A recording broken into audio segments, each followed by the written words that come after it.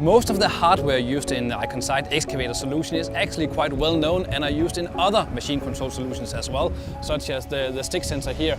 So we will not talk so much about that. However, a few new components are added to this iCON site Excavator solution.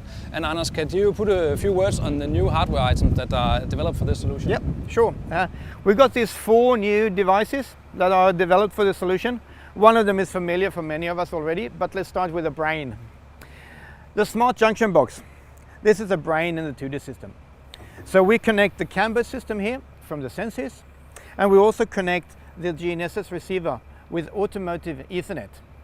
And the reason why we use the automotive Ethernet is because it got a higher speed and better reliability in the communication transfer.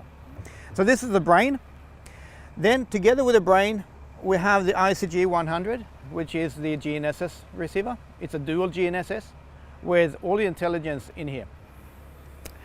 If you need to run on a radio base station for RTK corrections, then we have this CR50 communication hub.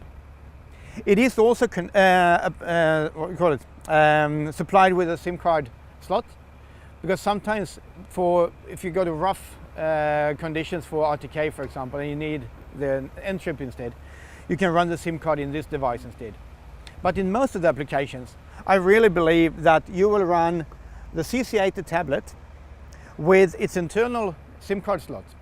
So you will receive the RTK corrections straight into the panel, and therefore you won't need the CR50. And the panel will of course be the best friend of the operator, because this is what's in front of him in the cab. And we know that this is a really trustworthy and reliable product, because we've been using it for the rover applications for many years now. So where the operator will interact with this panel, then the installers will probably interact with some of the other hardware items.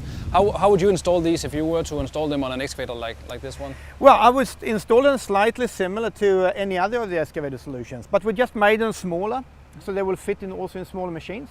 But the antenna cabling, for example, is exactly the same. I would say that the only difference is actually the automotive Ethernet. That is the difference between this one and the other GNSS solutions we have for the machines.